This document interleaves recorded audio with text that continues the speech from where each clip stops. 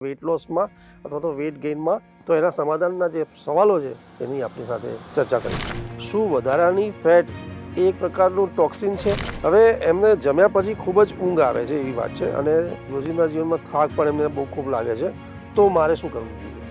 જો તમને જમ્યા પછી સખત ઊંઘ આવે છે અથવા સખત થાક લાગે છે, તો તમે જે ફૂડ લઈ રહ્યા છો એ ફૂડને કારણે તમારું કંઈક ઇન્સ્યુલિન હોર્મોન્સ ડિસ્ટર્બ થઈ રહ્યો છે.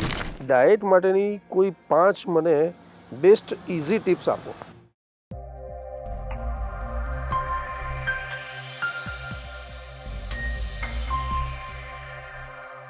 નમસ્કાર દર્શક મિત્રો, હું અશોક મોદી આપનું સ્વાગત કરું છું કાર્યક્રમ અલ્ટિમેટ વેઇટ લોસમાં, અને મારી સાથે સ્લિમ એન્ડ સ્માઇલના એક્સપર્ટ ડૉક્ટર ભાવેશભાઈ ઠક્કર. આપનું સ્વાગત. નમસ્કાર. વેઇટ લોસના એક્સપર્ટ ડૉક્ટર ભાવેશ ઠક્કર, કે જેમને ઓબેસિટી વિષયનો અભ્યાસ 1998માં નડિયાદ ખાતે આવેલ JS આયુર્વેદિક કોલેજથી BMS કર્યા પછી પોતાના ક્લિનિકની શરૂઆત કરી હતી. પહેલા જ દિવસથી ડૉક્ટર ભાવેશ ઠક્કરે ઓબેસિટીની સારવારમાં 20,000 જેટલા પેશન્ટની સફળતાપૂર્વક સારવાર કરવાની સાથે સાથે વિશેષ ઓબેસિટીની સારવારમાં એક જ પેશન્ટનું 57 kg વજન ઘટાડવાની અસાધારણ સફળતા મેળવી છે. વેઇટ લોસ માટે ડૉક્ટર ભાવેશ ઠક્કરને 2007માં ગુજરાતના હેલ્થ મિનિસ્ટર શ્રી અશોકભાઈ ભટ્ટ દ્વારા સન્માનિત કરવામાં આવ્યા હતા, તેમજ 2021માં જાણીતી અભિનેત્રી નોરા ફતેહી દ્વારા ગુજરાતનું બેસ્ટ આયુર્વેદિક વેઇટ લોસ માટેનો એવોર્ડ પણ એનાયત થયો હતો. આજે સ્લિમ એન્ડ સ્માઇલના પ્રસિદ્ધ થયેલા બેનર સાથે ડૉક્ટર ભાવેશ ઠક્કર અમદાવાદ ઉપરાંત મહેસાણા, આણંદ, નડિયાદ ખાતે ઓબેસિટીની સમસ્યામાં વજન ઘટાડવાની શ્રેષ્ઠ સારવાર આપી રહ્યા છે.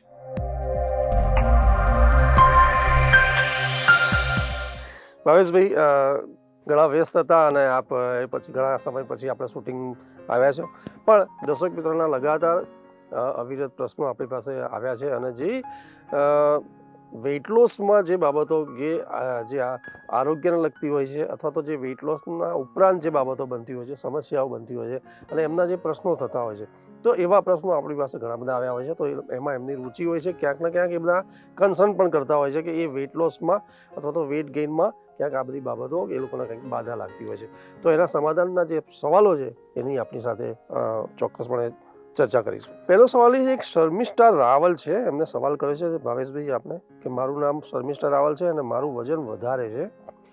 મારે વજન ઘટાડવા માટેનો જો ડાયટ છે ચાલુ છે, મારે વારંવાર ઉપવાસ આવે છે. તમે અગાઉના એપિસોડમાં કહ્યું હતું કે બહુ ઉપવાસ કરવાથી વજન ઘટતું અટકી શકે છે, તો મારે ઉપવાસ કરવા હોય તો કેવી રીતે કરવા જોઈએ? લાંબા સમય સુધી જ્યારે ઉપવાસ કરવામાં આવે ત્યારે તમારું મેટાબોલિઝમ સ્લો પડે છે અને આપણું વજન ઘટતું અટકી શકે છે અથવા ભવિષ્યમાં વધી શકે છે. તમારે જો વારંવાર ઉપવાસ કરવાના આવતા હોય તો તમે જે ઉપવાસ કરો છો એનાથી બોડી ટેવાઈ ના જવું જોઈએ. આપણું બોડી એકદમ સ્માર્ટ છે. તમે જો ખાવાનું ઓછું કરી દો તો ઓટોમેટિક આપણું મેટાબોલિઝમ સ્લો પડી જાય છે અને જે ઓછા ખોરાકથી ટેવાઈ જાય છે. માટે તમે ઉપવાસ કરો તો એમાં રોજે રોજ ફેરફાર કરો. કોઈ દિવસ તમારે એક ટાઈમ જમવાનું હોય તો બપોરે જમો, કોઈ દિવસ રાત્રે જમો, કોઈ દિવસ સવારમાં જમો. ફરાળ લો છો તો એમાં પણ તમે ફરાળમાં પણ રોજે રોજ એનો ટાઈમ ચેન્જ કરો. જે ખોરાકની ક્વોન્ટિટી છે એ ક્વોન્ટિટી પણ ચેન્જ કરતા રહો. જો આ રીતે કરશો તો તમારું બોડી ટેવાશે નહીં, તમારું મેટાબોલિઝમ સ્લો નહીં પડે અને તમે તમારું વજન પ્રોપરલી ઘટાડી શકશો. બીજું કે જ્યારે ઉપવાસ કરવાના હોય ત્યારે 30 દિવસથી વધારે લાંબા સમય સુધી ના કરવા જોઈએ. જો 30 દિવસથી વધારે લાંબા સમય સુધી કરવામાં આવે તો પછી આપણું બોડીનું મેટાબોલિઝમ બહુ સ્લો પડી જાય છે, અને પછી જેવો રેગ્યુલર ખોરાક આવે છે એટલે બોડી એને એક્સેપ્ટ નથી કરી શકતું અને વજન વધી જાય છે. માટે 30 દિવસ ઉપવાસ કર્યા પછી એકાદ વીક મતલબ અઠવાડિયું 10 દિવસ એને સ્ટોપ કરી દેવાના અને ફરી પાછા તમે ઉપવાસ ચાલુ કરો.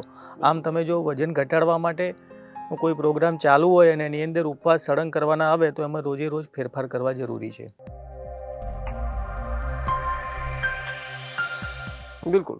ભાવેશભાઈ, આમાં જે પ્રશ્ન જે થાય છે, અને બીજા અમુક જે સવાલો હોય છે કે જે ઉપવાસમાં લોકો વોટર ફાસ્ટિંગ પણ કરતા હોય છે, તો એ કેટલું સેફ છે? એક તો એક વાત, વોટર ફાસ્ટિંગમાં જે ચરબી લોસ કરવાની કંઈક બાબત છે, અથવા તો એ ખરેખર શક્ય બનતી હોય છે કે શું, એ કદાચ એવા પણ સવાલો છે. વોટર ફાસ્ટિંગ એક ખરેખર બોડીની ડિટોક્સ પ્રક્રિયા છે કે બોડી આખે આખું આપણું ડિટોક્સ થઈ જાય છે. પણ આ બધું તમે કોઈ પણ ડૉક્ટરના માર્ગદર્શન હેઠળ અથવા તમારું બોડી એને એક્સેપ્ટ કરી શકે એ રીતે જ કરવું જોઈએ. અચાનક જ વોટર ડિટોક્સ કરવું મતલબ વોટર ફાસ્ટિંગ કરવું એ યોગ્ય નથી. કેટલાક લોકોનું બીપીની દવા ચાલતી હોય, કોઈને શુગરની ડાયાબિટીસની દવા ચાલતી હોય, તો એમને એમના ડૉક્ટરનો કન્સલ્ટ કરી અને પછી જ કરવું જોઈએ. પણ વીકમાં એકાદ વખત આ રીતે વોટરના જો ફાસ્ટિંગ કરવામાં આવે તો બોડીમાં ઘણા બધા બેનિફિટ એના થઈ શકે છે. બિલકુલ. અન્ય એક સવાલ છે, એક સ્વીણા પટેલ છે, એમને સવાલ કર્યો છે કે ભાવેશભાઈ, શું વધારાની ફેટ એ એક પ્રકારનું ટોક્સિન છે? એવું ટોક્સિન આપણે ટોક્સિનને લઈ શકીએ એ વાત છે. બોડીની અંદર જ્યારે વધારે પ્રમાણમાં ગ્લુકોઝ ભેગો થાય, જે એક્સેસ હોર્મોન્સ છે એ ભેગા થાય, આપણે જે ખોરાક ખાઈએ છીએ એની અંદર જે ટોક્સિન ભેગું થાય, આ બધું જ્યારે ભેગું થાય ત્યારે બોડીમાં ટોક્સિસિટી વધતી હોય છે. એટલે બોડીમાં જ્યારે ટોક્સિસિટી વધે એટલે બોડી કોઈ પણ રીતે જે ટોક્સિન છે એને બોડીની બહાર કાઢવાનો પ્રયત્ન કરે છે. એ પરસેવા વાટે, યુરિન વાટે, સ્ટૂલ વાટે બહાર નીકળે છે. છતાં પણ જે વધારાનું ટોક્સિન છે એ બોડીને કંઈક ને કંઈક નુકસાન કરે છે. એટલે બોડી જે આ વધારાનું ટોક્સિન છે એને ફેટમાં કન્વર્ટ કરે છે. અને આ જે ફેટ છે એ આપણા સ્કિનની નીચેના ભાગમાં, એટલે કે હાથ, પગ, પેટ ઉપરની જે ફેટ હોય, મતલબ જે સ્કિનનું લેયર હોય એના નીચેના ભાગમાં જમા થવા લાગે છે. છતાં પણ જો આની આ પ્રોસેસ ચાલુ રહે, જે વધારાનો ટોક્સિન બોડીમાં આવતો રહે, તો આ ફેટ પછી આપણા ઓર્ગન્સ, જે આપણા વાઇટલ ઓર્ગન્સ છે, લીવર છે, કિડની છે, હાર્ટ છે, સ્પ્લીન છે, એની આજુબાજુમાં પણ જમા થવા લાગે છે. અને ઓર્ગન્સની આજુબાજુમાં જ્યારે ફેટ જમા થવા લાગે ત્યારે ઓર્ગન્સને નુકસાન કરે છે અને તમારે મેટાબોલિક ડિસઓર્ડર થઈ શકે છે. આમ ફેટ એક પ્રકારનું ટોક્સિન જ કહી શકાય એમ. બિલકુલ. ભાવેશભાઈ, તમે ખૂબ સુંદર વાત કરી, અને 2-3 એપિસોડ પહેલાં પણ આપણે ટોક્સિફિકેશનની જે પ્રક્રિયા છે એના વિશે પણ ખૂબ જ સારા એપિસોડ કર્યા હતા. અને સ્લિમ એન્ડ સ્માઇલમાં ડૉક્ટર ભાવેશભાઈના ત્યાં જે ટોક્સિન જે એનું એક નિષ્કાસન છે એની માટે ખૂબ સારી પ્રક્રિયાઓ છે. અને ક્યાંક ને ક્યાંક જે ફેટ જે ગેઇન થતું હોય છે એ પણ એની એક કારણ હોય છે. અન્ય એક સવાલ એ છે, ભરત પટેલ છે એક, અને ભાવેશભાઈ આપને સવાલ કર્યો છે કે મારું વજન 108 કિલો છે. હું વજન ઘટાડવા ડાયટ અને કસરત કરું છું, પરંતુ મારા ફ્રેન્ડ મને હંમેશા ડાયટ કે કસરત ફોલો કરવા દેતા નથી, અને એવું કહે છે કે કોઈ દિવસ કોઈનું વજન ઘટે જ નહીં, અને કદાચ ઘટે તો ઘટેલું વજન જળવાઈ રહે નહીં. તેઓ હંમેશા મને નેગેટિવ ફિલિંગ જ કરાવે છે. તો મારે વજન ઘટાડવા માટે શું કરવું જોઈએ? સૌ પહેલું તો તમારું જે આ ફ્રેન્ડ સર્કલ છે એને તમે છોડી દો, કારણ કે નેગેટિવ વ્યક્તિના સંપર્કમાં રહેવાથી પણ તમારું વજન ઘટતું અટકી શકે છે. આ એક સત્ય હકીકત છે, તમને કદાચ નવાઈ લાગશે, પણ જ્યારે તમે નેગેટિવ વ્યક્તિના સતત સંપર્કમાં રહો છો ત્યારે તમારું બોડી પણ સતત નેગેટિવ વિચારોવાળું થઈ જાય છે અને આપણું બોડી સ્ટ્રેસફુલ સિચ્યુએશનમાં આવી જાય છે. અને બોડીનો એક નિયમ છે, બોડી જ્યારે સ્ટ્રેસફુલ સિચ્યુએશનમાં હોય ત્યારે કોઈ પણ હિસાબે ફેટને રિમૂવ થવા દેતું નથી, ફેટને હોલ્ડ કરી રાખે છે. મતલબ તમારી આજુબાજુવાળા વ્યક્તિઓ સતત નેગેટિવ છે તો એના કારણે તમારું માઇન્ડ પણ નેગેટિવ વિચારોવાળું થઈ જાય છે. તમારું બોડી સતત સ્ટ્રેસફુલ સિચ્યુએશનમાં હોય છે, અને બોડી સ્ટ્રેસફુલ સિચ્યુએશનમાં હશે અને તમે વજન ઘટાડવા માટેનો કોઈ ડાયટ કે એક્સરસાઇઝ કરશો તો પણ તમારું મેટાબોલિઝમ પ્રોપર ઇમ્પ્રૂવ નહીં થાય અને તમારું વજન પ્રોપર નહીં ઘટે. એટલે નેગેટિવ વ્યક્તિના સંપર્કમાં તમે રહેતા હોય અને જો તમારે વજન ઘટાડવું હોય તો નેગેટિવ વ્યક્તિઓથી દૂર રહેવું વધારે હિતાવહ છે. ભાવેશભાઈ, આ ખૂબ જ ઇન્ટરેસ્ટિંગ વાત છે અને લોકોને કદાચ ધ્યાનમાં લાવવાની જરૂર છે કે જ્યારે વેઇટ લોસ આપ કરતા હોય અથવા તો વેઇટ લોસની જ્યારે ક્યાંક ચર્ચા થતી હોય છે ફ્રેન્ડ સર્કલમાં કે ફેમિલીમાં, તો લોકો ઉલટ સુલટ વાતો કરતા હોય છે અને ગમે તેમ એ લોકો સ્ટેટમેન્ટ કરતા હોય છે. પણ એ સાચી બાબતો કેટલી એ આપણને ફાયદો કરી શકે એની માટે આપણે વેઇટ લોસના એક્સપર્ટ છે એ લોકો સાથે જ વાત કરવી જોઈએ. ભાવેશભાઈ, આપણે ઉદાહરણ તરીકે કહું કે કેવા લોકો સવાલ કરતા હોય છે અને કેવા લોકો એવા સજેસ્ટ પણ કરતા હોય છે. દૂધીનો સૂપ વેઇટ લોસ માટે યોગ્ય કે નહીં? સવારે હમણાં શિયાળો ચાલે છે તો શિયાળામાં આવી બધી વાતો ચાલે છે. મેં જોયું છે કે જે ગાર્ડનની આસપાસ દૂધીના રસને અમુક આવા બધા લોકો લઈને ઊભા હોય છે અને લોકો ભરપૂર એનો ઉપયોગ પણ કરતા હોય છે. તો આપનો સવાલ છે કે દૂધીનો જે એક રસ જ્યુસ પીતા હોય છે એ કેટલો યોગ્ય છે? દૂધીનો રસ આલ્કલાઇન છે, મતલબ એ બોડીમાં આલ્કલાઇન ઇફેક્ટ ઊભી કરે છે. જે લોકોના બોડીમાં એસિડ વધારે છે, જે લોકોનું બ્લડ એસિડિક છે અથવા બોડી એસિડિક છે એટલે કે પિત્ત પ્રકૃતિવાળા છે, એ લોકો જ્યારે દૂધીનો ઉપયોગ કરે તો 100% એમને ફાયદો થાય છે. પણ જે કફ વર્ગીય લોકો છે એ લોકો જો દૂધીનો ઉપયોગ કરે તો એમને શરદી ઉધરસનો મતલબ શરદી થવાની શક્યતાઓ વધી જતી હોય છે. એટલે દરેક માણસે એમની પ્રકૃતિ પ્રમાણે એનો ઉપયોગ કરવો જોઈએ. પણ દૂધીના રસથી વેઇટ લોસમાં કોઈ ડાયરેક્ટ રોલ નથી. પણ દૂધીનો ઉપયોગ જે લોકોનું કોલેસ્ટ્રોલ વધારે આવતું હોય એ લોકો જો દૂધીનો રેગ્યુલર ઉપયોગ કરે તો એમના કોલેસ્ટ્રોલમાં ઘટાડો આવતો હોય છે. કારણ કે દૂધીથી ઇનડાયરેક્ટલી આપણા બોડીની અંદર જે ઇન્ફ્લામેશન હોય છે એ ઇન્ફ્લામેશન ઘટે છે. ઇન્ફ્લામેશન ઘટે એટલે તમારું કોલેસ્ટ્રોલ ઘટી શકે છે. એટલે જે લોકોનું કોલેસ્ટ્રોલ વધારે હોય એ લોકોએ રેગ્યુલર દૂધીનો ઉપયોગ કરવો હિતાવહ છે. વજન ઘટાડવામાં એનો કોઈ ડાયરેક્ટ રોલ નથી. બિલકુલ. અન્ય સવાલ તરફ જઈએ ભાવેશભાઈ, તો એક ચૈતાલી શાહ છે, એમને આપને સવાલ કર્યો છે કે ભાવેશભાઈ, મારે 2 નાના બાળકો છે, તેઓ રોજ વહેલા સ્કૂલે જાય છે.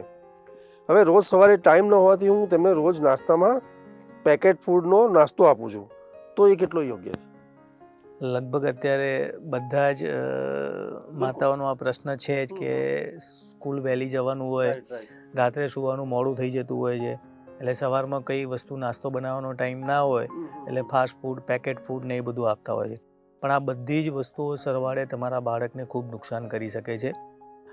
15 વર્ષ સુધી કોઈ પણ બાળકની ગ્રોઈંગ એજ હોય છે. એ સમય દરમિયાન એમના બોડીની દરેક સિસ્ટમનો વિકાસ થતો હોય છે, ડેવલપ થતું હોય છે. હવે બાળક જ્યારે જન્મે ત્યારે એમનામાં સ્ટેમ સેલની સંખ્યા વધારે હોય છે.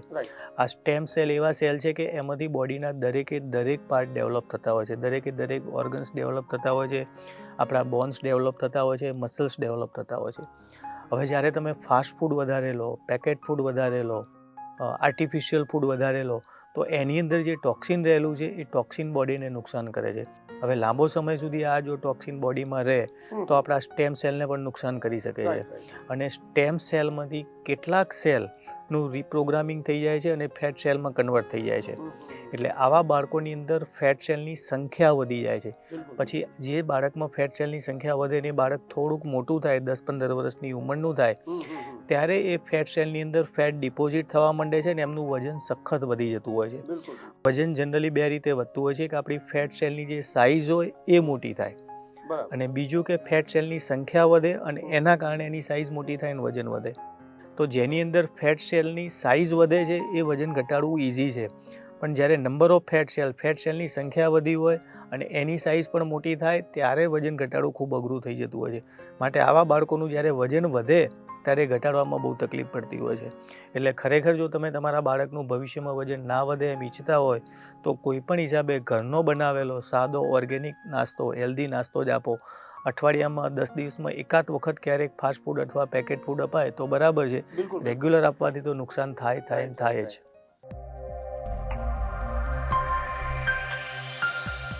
શું નામ તમારું? દીપિકાબેન પટેલ. કેટલું વજન હતું આપણું શરૂઆતમાં? 81 કિલો હતું. અને પછી કેટલું થયું ઘટીને? 58 કિલો વજન થયું છે. એટલે એમનું ટોટલ 23 કિલો વજન ઘટ્યું છે. આપણું કેટલા સમયમાં 23 કિલો વજન ઘટ્યું? 4 મહિનામાં. 4 મહિનામાં એમને 23 કિલો વજન ઘટાડ્યું છે. તો એમને વજન ઘટાડવા માટે કેવી રીતે ફોલો કર્યું એ એમની સાથે વાત કરીએ. તમે કેવી રીતે ફોલો કરતા હતા? સાહેબે જે ડાયટ આલી એવું ફોલો કરતી હતી. પછી ચાલવામાં 7 કિલોમીટર રોજ ચાલતી હતી. અમુક ટાઈમ મળે તો થોડી કસરત પણ કરતી હતી.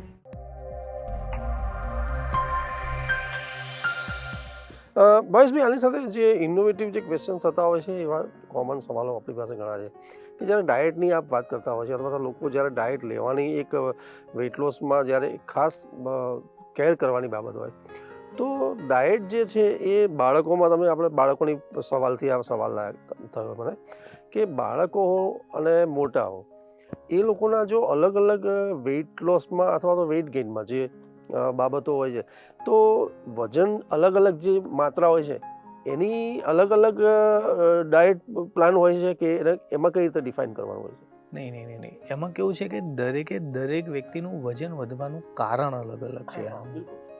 તમારું વજન વધવાનું જે કારણ હોય એ પ્રમાણે ડાયટ નક્કી થાય છે. ડાયટનો મતલબ એવો નથી કે ઘી તેલ બંધ કરી દેવું ને એકલું બાફેલું ખાવું. એટલે 120 કિલો વાળાના અલગ છે, 70 કિલો વાળા અલગ, એવું નહીં. 120 કિલો વાળી 5 વ્યક્તિ હોય તો 5 વ્યક્તિનું અલગ અલગ હોય. એવું નથી કે આટલું વજન છે એટલે આવો ડાયટ હોવો જોઈએ. કે તમારે આટલું વજન છે એટલે આટલા કેલેરી લેવી, એ બધી ઓલ્ડ મેથડ છે. ખરેખર દરેક વ્યક્તિનું વજન વધવાનું કારણ અલગ અલગ છે. એમનું વજન વધવાનું જે કારણ હોય એ કારણ પ્રમાણે ટ્રીટમેન્ટ કરવી જોઈએ. તાવ તમારે મેલેરિયામાં આવે, ડેન્ગ્યુમાં તાવ આવે, કોરોનામાં તાવ આવે છે, કોઈ ટાઇફોઇડમાં તાવ આવે છે, પીડીઓમાં તાવ આવે છે, દરેકમાં તાવ આવે છે. પણ દરેક તાવની ટ્રીટમેન્ટ એમના જે કારણ હોય એ કારણ પ્રમાણેની છે. એમ દરેક વ્યક્તિનું જે વજન વધ્યું હોય, વજન વધવાનું કારણ જે હોય એ કારણ દૂર કરવા માટેનો ડાયટ કરવો પ્રોપર વસ્તુ છે. બિલકુલ. ભાવેશભાઈ, આ ખૂબ સુંદર વાત કરી તમે, કારણ કે લોકોના અલગ અલગ ક્વેશ્ચન થતા હોય કે ભાઈ અમારે વજન વધારે છે તો અમારો ડાયટ શું અલગ હોવો જોઈએ. તો તમે ખૂબ સુંદર વાત કરી. એક રવિન્દ્ર પટેલ છે, એમને આપણને સવાલ કર્યો છે ભાવેશભાઈ, કે ઉંમર 42 વર્ષની છે અને વજન 105 કિલો છે. હવે એમને જમ્યા પછી ખૂબ જ ઊંઘ આવે છે એવી વાત છે, અને ક્યાંક રોજિંદા જીવનમાં થાક પણ એમને બહુ ખૂબ લાગે છે. તો મારે શું કરવું જોઈએ? જનરલી જમ્યા પછી બોડીમાં એનર્જેટિક ફીલ થવું જોઈએ, બોડીમાં તમને ફ્રેશનેસ વધવી જોઈએ. જો તમને જમ્યા પછી સખત ઊંઘ આવે છે અથવા સખત થાક લાગે છે તો તમે જે ફૂડ લઈ રહ્યા છો એ ફૂડને કારણે તમારું કંઈક ઇન્સ્યુલિન હોર્મોન્સ ડિસ્ટર્બ થઈ રહ્યો છે અથવા તમારું શુગર ફંક્શન વીક છે. આ બંનેમાંથી એક વસ્તુ હોય ત્યારે આવું બનતું હોય છે. તો એના માટે રવિન્દ્રભાઈ તમે એમ કરો કે રોજ અલગ અલગ અનાજ લો અને પછી તમે માર્ક કરો કે કયા ફૂડથી તમને ઊંઘ વધારે આવે છે અને થાક જેવું ફીલ થાય છે. જો કોઈ સ્પેસિફિક ફૂડથી તમને આવું થતું હોય તો એ ફૂડની તમને એલર્જી છે, એ તમારા ઇન્સ્યુલિન હોર્મોન્સને ડિસ્ટર્બ કરે છે, તો એ ફૂડને એવોઇડ કરો. પણ રોજે રોજ દરેક ગમે તે વસ્તુ તમે ખોરાકમાં લો અને છતાં આવું થાય છે તો તમારું શુગર ફંક્શન વીક હોઈ શકે. તો આના માટે તમે તમારા 3 મહિનાની એવરેજ શુગર કરાવો, HbA1c અને ફાસ્ટિંગ ઇન્સ્યુલિન જોડાવો. જો આ બંને તમારું નોર્મલ કરતાં વધારે આવતું હોય તો ઇન્સ્યુલિન રેઝિસ્ટન્સ ક્લિયર કરવા માટેનો ડાયટ અને એક્સરસાઇઝ ફોલો કરો તો આ પ્રશ્ન સોલ્વ થઈ જશે તમારો.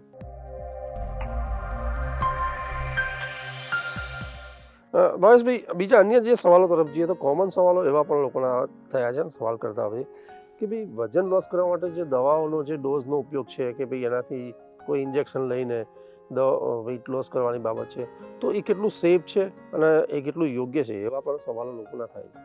જનરલી કોઈ પણ દવાઓ વજન ઘટાડવા માટેની જે ડાયરેક્ટ આવે છે એ બોડીમાં કંઈક ને કંઈક નુકસાન કરે છે. એમ કોઈ ભૂખ મારવાની દવા આવતી હોય છે, કોઈ દવા એવી આવતી હોય છે કે ખોરાક જે આપણો હોજરીમાં 2-3 કલાકે બહાર નીકળી જવો જોઈએ એની જગ્યાએ હોજરીમાં 4-5 કલાક સુધી પડ્યો રહે, એટલે તમને ભૂખ જ ના લાગે અને ઇનડાયરેક્ટલી તમારું વજન ઘટે. પણ આ બધી વસ્તુઓથી કદાચ શોર્ટ ટાઈમ વજન ઘટતું હશે પણ એનાથી બોડીમાં કંઈક ને કંઈક નુકસાન થાય છે. બેટર વસ્તુ કે તમારું વજન વધવાનું જે કારણ હોય એ કારણ દૂર કરવાની દવા લો. વજન ઘટાડવાની ડાયરેક્ટ દવા લેવાનો કોઈ મતલબ નથી.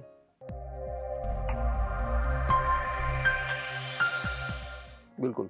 અન્ય એક સવાલ લઈએ છીએ. અંકિતા ભટ્ટ છે, ઉંમર એમની 32 વર્ષની છે અને સવાલ કરે છે કે ભાવેશભાઈ, મારું વજન ખૂબ વધારે છે, મારે ડિલિવરી પછી થાઇરોઇડ બોર્ડર લાઇન આવે છે, તો શું મારે થાઇરોઇડ માટેની દવાઓ ચાલુ કરવી જોઈએ?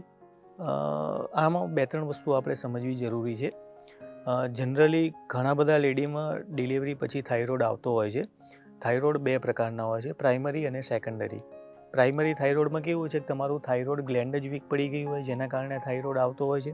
અને બીજો સેકન્ડરી થાઇરોઇડ. સેકન્ડરી થાઇરોઇડ એટલે બોડીમાં બીજું કંઈક ડિસ્ટર્બ થયું છે, તમારા હોર્મોન્સ ડિસ્ટર્બ થયા છે, તમારું લીવર ફંક્શન વીક થયું છે, તમારા ગટ્સમાં એટલે આંતરડામાં કંઈક પ્રોબ્લેમ થયો છે, એના કારણે તમારું થાઇરોઇડ આવતો હોય છે. તો તમે જે તમારો થાઇરોઇડનો રિપોર્ટ કરાવો છો એમાં જે TSH છે એ 10 કરતાં ઓછો આવતો હોય અને T3 અને T4 નોર્મલ આવતા હોય તો લગભગ આ સેકન્ડરી થાઇરોઇડ છે.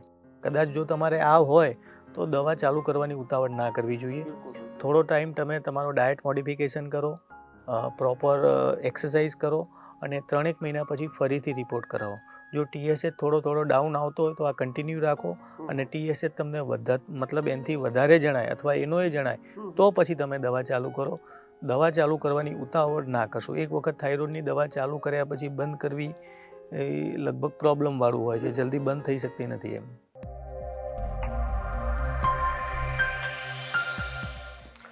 ભાવેશજી, કોમન સવાલોમાં ઘણા બધા સવાલ છે અને એમાં એક અશોક શાહે છે, એમને સવાલ કર્યો છે કે ભાવેશભાઈ, ડાયટ માટેની કોઈ 5 મને બેસ્ટ ઇઝી ટિપ્સ આપો. ઓકે, તો પહેલું તો તમે અંધારામાં ના જમો. Don't eat in dark. Don't eat in standing, મતલબ ઊભા ના જમો. સખત સ્ટ્રેસમાં હોય ત્યારે ના જમો, ઝડપથી ના જમો અને એક વખત જમી લીધા પછી તરત ના જમો. આ 5 વસ્તુઓ જો તમે ખાલી જમવામાં સાચો ને તો પણ તમારું વજન ના વધે. બિલકુલ. અન્ય જે શિયાળામાં જે લોકોના જે એક ડાયટ છે અથવા તો જે વસાણા લોકોને ચાલુ હોય છે એમાં પણ જે કંઈક સવાલ કરતા હોય છે કે ભાઈ શિયાળામાં જે વધુ પડતું ગરમ પાણી લેવું એ કેટલું યોગ્ય વધારે છે, લેવું જોઈએ કે નહીં. બીજું કે જે લોકો નટ્સ લેતા હોય છે એમાં અખરોટ, બદામ, કાજુ ને બધું, તો એની સાથે અંજીર પણ લેતા હોય છે. તો અંજીર એ ફક્ત શિયાળા માટે જ લેવા જોઈએ અથવા તો અંજીર કોણે ના લેવા જોઈએ? અંજીર માટેના એ લોકોને બહુ જ એવા કન્ફ્યુઝ સવાલો છે. જનરલી આયુર્વેદ પ્રમાણે બધા જ નટ્સ છે એ એની ગરમ પ્રકૃતિ છે, એટલા માટે જ આપણે એને શિયાળામાં લેવાના કહ્યા છે. એટલે જે લોકોની પિત્ત પ્રકૃતિ હોય અથવા જે લોકોને ડાયજેશન વીક હોય એ લોકોએ નટ્સ થોડા પ્રમાણમાં લેવા જોઈએ, વધારે પ્રમાણમાં ના લેવા જોઈએ. અને જે લોકોનું લીવર ફંક્શન વીક છે અથવા ખાધા પછી પેટમાં ખૂબ તકલીફ રહેતી હોય તો એમને પલાળી અને પછી લેવા જોઈએ. અને બીજી વસાણાની વાત છે તો અત્યારે વસાણા જે લોકોએ વજન ઘટાડવાનો પ્રયત્ન કરે છે એ લોકોએ જો શિયાળામાં વસાણું લેવું હોય તો સવારમાં નાસ્તાની જગ્યાએ તમે કોઈ પણ વસાણું થોડા પ્રમાણમાં લઈ શકો છો. તો એનાથી તમારું વજન ઘટાડવાની પ્રોસેસમાં કોઈ તકલીફ નહીં આવે. પણ નાસ્તો નહીં કરવાનો, એની જગ્યાએ કોઈ પણ વસાણું થોડા પ્રમાણમાં લઈ લેવાનું. બિલકુલ. એની સાથે જે નેગેટિવ જે બાબતો આપણે શરૂઆતમાં ચર્ચા કરી કે લોકો જે નેગેટિવ થોટ્સ આપતા હોય છે, નેગેટિવ વાતો, તો એવા કોમન સવાલો પણ છે. બ્રજેશ પટેલ પણ એક એવો સવાલ આપણને પૂછ્યો છે કે વજન ઘટાડવા માટેની જે ખોટામાં ખોટી જે માન્યતાઓ લોકોમાં છે તો એ કઈ માન્યતાઓ વધારે અસર કરતી હોય છે, વેઇટ લોસમાં બાધા બનતી હોય છે? વજન ઘટાડવાની ખરાબમાં ખરાબ મતલબ ખોટામાં ખોટી એક જ માન્યતા છે, લો ફેટ ડાયટ અને લો કેલરી ડાયટ. મતલબ વધારે પડતા ભૂખ્યા રહેવાનું અને ફેટ ફ્રી અનાજ લેવાનું. આ બંને વસ્તુઓ જ્યારે લાંબો સમય સુધી કરવામાં આવે ત્યારે તમારું મેટાબોલિઝમ સખત સ્લો થઈ જાય છે અને જેવો તમે રેગ્યુલર ખોરાક ચાલુ કરો એટલે વજન હોય એના કરતાં પણ વધારે વધી જાય છે. માટે વજન ઘટાડવા માટે ક્યારેય લો ફેટ ડાયટ અને લો કેલરી ડાયટનો ઉપયોગ ના કરવો જોઈએ. બિલકુલ. અન્ય એક સવાલ છે, જાનકી પટેલ છે અને ઉંમર એમની 45 વર્ષ છે અને સવાલ કર્યો છે ભાવેશભાઈ આપણે કે વજન મારું 75 કિલો છે. છેલ્લા 1 વર્ષમાં મારું ખૂબ અનિયમિત થઈ ગયું છે અને મારું વજન પણ છેલ્લા 1 વર્ષમાં ખૂબ વધી ગયું છે. મને આખો દિવસ ખૂબ ગુસ્સો આવે છે. મારા ફેમિલી ઉપર પણ હું વારંવાર ગુસ્સે થઈ જાઉં છું અને ગુસ્સો કરી નાખું છું. હવે કારણ વગરનું મને ઘણીવાર રડવું પણ આવી જાય છે. તો હું વજન ઘટાડવાનો પ્રયત્ન કરું તો પણ મારું વજન ઘટતું નથી, તો મારે શું કરવું જોઈએ? જાનકીબેન, આ PMS કહેવાય અને પ્રી મેનોપોઝલ સિન્ડ્રોમ. તમારું માસિક બંધ થવાનું હોય એની પહેલાં બોડીમાં હોર્મોન્સમાં ચેન્જીસ આવતા હોય છે. લગભગ 70થી 80% લેડીઝમાં આ પ્રોબ્લેમ થતો હોય છે. અને આવા સમયે તમને કારણ વગરનું રડવું આવે, કારણ વગરનો ગુસ્સો આવે, રાત્રે અચાનક શરીર ગરમ થઈ જાય, આવા ઘણા બધા લક્ષણો થતા હોય છે. અને પર્ટિક્યુલર પેટ ઉપરની ચરબી વધારે વધતી હોય છે.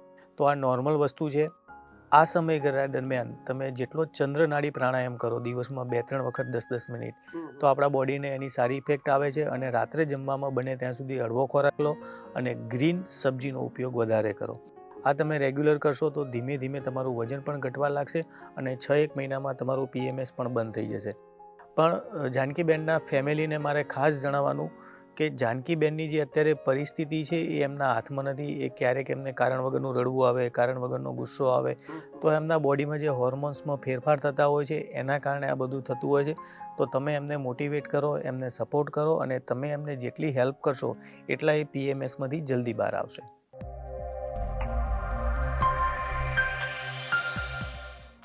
ભાવેશભાઈ, આપનો ખૂબ ખૂબ આભાર અને ધન્યવાદ કે આજના એપિસોડમાં આપણે ખૂબ જ જે મહત્ત્વના જે સવાલો હતા અને જે આપણા વ્યુઅર્સ પોઈન્ટ ઓફ વ્યૂ એ લોકોને ક્યાંક કન્ફ્યુઝન હતા અને જે ડાયટમાં અથવા તો અન્ય બાબતોમાં અથવા તો જે કોઈ શારીરિક સમસ્યાઓમાં, તો વેઇટ લોસની સાથે સાથે આ જે સવાલો થતા હોય છે એ ખૂબ જરૂરી અને અગત્યના હોય છે. અને એમાં સ્લિમ એન્ડ સ્માઇલના એક્સપર્ટ ડૉક્ટર ભાવેશભાઈ એમનો ખૂબ જ મોટો બહોળો અનુભવ છે. અને આપણે જોયું કે આપણા કાર્યક્રમમાં પણ જે લોકો પોતાના અનુભવ શેર કરતા હોય છે વેઇટ લોસના, એ આપણને જબરદસ્ત એક પ્રેરણા આપતા હોય છે. મોરેઓવર દર્શક મિત્રો, કે આપના કોઈ અન્ય સવાલો થતા હોય અને વેઇટ લોસમાં આપણે કોઈ એવી કોઈ બાબતો જોવાતી હોય કે જે કદાચ આપણને પૂછવી હોય અથવા તો એના સમાધાન લેવા હોય તો ચોક્કસપણે જે સ્ક્રીન ઉપર જે નંબર છે એની પર ચોક્કસપણે આપ ડૉક્ટર ભાવેશભાઈને ફોન કોલ્સ કરી અને અથવા તો સ્લીમ એન્ડ સ્માઇલનો કોન્ટેક્ટ કરી આપ જરૂરી આપ ટ્રીટમેન્ટ કરાવી શકો છો. ભાવેશભાઈ, ફરીથી આપનો ખૂબ ખૂબ